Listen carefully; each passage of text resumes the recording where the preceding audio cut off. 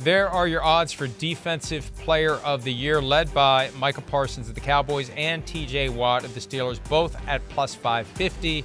Max Crosby not far behind. There's Myles Garrett, Nick Bosa, Aiden Hutchinson. So, look, it's always driven by stats, who gets the most sacks, who gets the most interceptions, whatever the case may be. But all those guys are great. It could be any of them. Team achievement also tends to factor into who we're looking at when it's time to cast those votes. No doubt. Yeah, that's interesting to me that Max Crosby is so high. And I mean this with no disrespect intended to Max Crosby, who I do think is one of the premier edge rushers in the National Football League right now. But I mean, based on what we know about, I almost called them Oakland, about Las Vegas's offense, like that's going to be a tough proposition because, I mean, I feel like the defense is going to be on the field a lot for the Las Vegas Raiders this year, despite how good they potentially can be. They're going to be in some dogfights. Yeah, I mean, look, and it's going to be tough with the quarterback position and the division they're in, and yeah, they're going to need Max Crosby to maybe have 30 sacks to will them into contention. All right, Micah Parsons, I still think he should have held out. And Cowboys fans don't want to hear that, but I don't care. I'm not setting foot on the field at a position that has a pretty high injury rate until I get my contract. I'm surprised he didn't do it, but he didn't do it.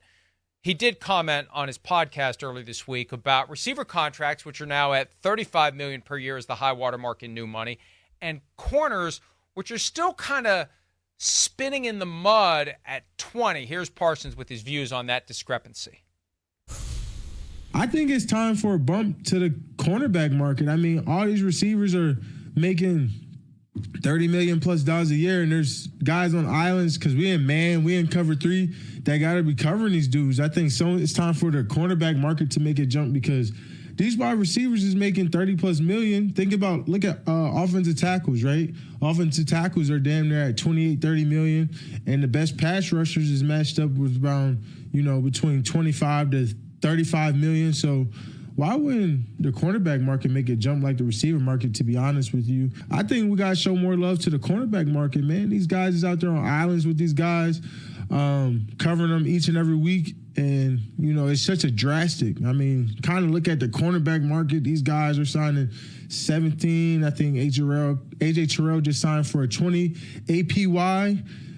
But they're ranging from 17 to 20. And I think, having such a $10 to $15 million difference is substantial, especially in today's football game and market. So it's something to really look at it.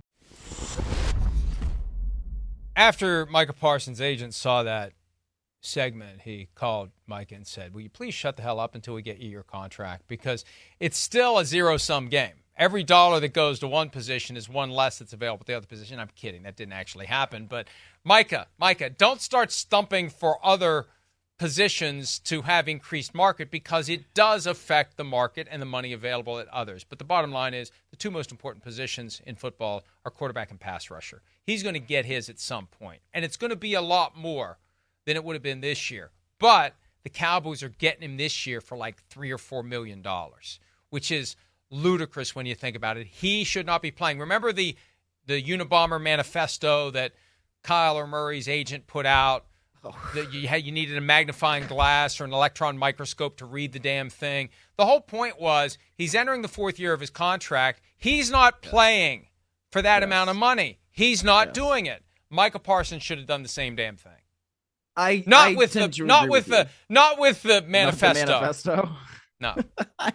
I didn't know where the hell you were going with that when you started saying Unabomber, but yeah, I tend to agree. I mean, and this is the sort of the way I thought about Justin Jefferson last year, right? That is a guy that because he's proven it, over the course of 3 years, then yeah, you pay that guy before year 4. It's the principle that Kyler Murray's agent came up with, and it worked. They paid him, I believe, before training camp. So that's sometimes the way these things go. And I think it's a good strategy by the agent in order to do it that way. But I mean, I think, aside from his market, whatever, I think he does have a point, and it's interesting because we don't necessarily think of anybody right now. I don't think like we used to, a little bit over a decade ago where it was Revis Island. Like, who are really the premier corners in the game? Jalen Ramsey, obviously one of those guys, but he roves around. He can do so many different things as a defensive back. I mean, I don't know. I mean, he mentioned AJ Terrell and getting, 20 million a year or whatever it is. But that's not necessarily the guy where I'm thinking, oh, that's shut down corner. And part of this is the rules, right? Everything is made for offense. So it's not easy for defensive backs to become great cover guys.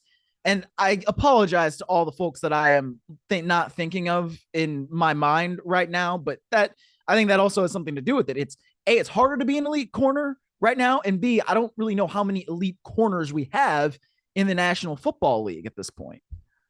Is it as simple as the best athletes who could either run the routes or cover the routes are choosing to run the routes and use those gloves that will stick to anything and be the receiver instead of the defensive back? I mean, how many little kids aspire to be a great defensive back? Really?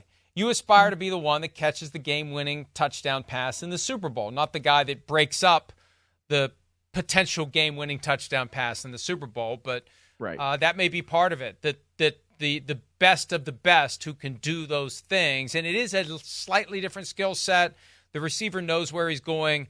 The defensive back doesn't. The defensive back has to react and read and be smart and understand when to cut and not to get turned around and not to get fooled and don't peek in the backfield. I mean, I think it's harder to be a high-end corner than it is to be a high-end receiver.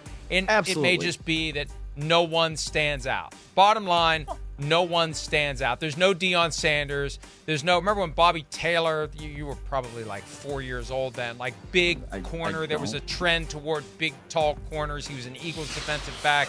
Google it. But yeah, where is that shutdown Darrelle Revis? We just haven't, it's just not there. So it's a lot the receivers harder. are going to be the ones who make the money, even though I wonder when this receiver market is going to sputter, because every year you got rookies coming in, playing well. Malik Neighbors is going to make $29 million over 4 years total. Mm-hmm. And the top of the market's 35 now. I just wonder whether there's going to be a middle class, a middle group, a Brandon Ayuk type of a guy that can't get the huge money, and before you pay him close to it, you'll just say, I'll go draft Ricky Pearsall instead.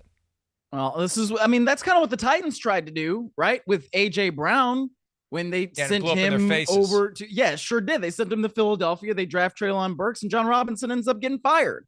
So if you're going to do that, you better make sure that you got it right. I mean, and I guess, speaking of the Titans, I was looking this up. L'Jarius Sneed, right? Thought of as potentially the best Chiefs cover guy. I mean, he got traded to Tennessee for a 3rd-round pick in 2025. So, I mean, it's not necessarily like even guys on really, really good defensive units are being thought of as, oh my gosh, we have to go out and we have to send a bunch of picks or, high value picks in order to pick this guy up. And part of that was Snead's contract situation. I don't want to just dismiss that, but that is something that I think it's worth thinking about. The bottom line is the best way to disrupt an offense is with a pass rush, because the receivers are good enough. They're getting open. If they have time and the quarterback has time, they're getting open. You got to get to the quarterback and disrupt him and hurry him and force him to make bad decisions, throw bad footballs. That's the way you're going to shut an offense down. All right, DraftKings Sportsbook is the #1 place to bet touchdowns, and new customers can bet $5 and get $200 in bonus bets instantly. Plus, get 1 month of NFL Plus Premium. Download the app and use promo code PFTLive when you sign up. We'll take a break. When we return, the 2024 draft set a record with 6 quarterbacks picked in round 1. Hopefully those guys don't suffer the same fate as the 2022 quarterback draft class. We'll look at that next here on PFT Live.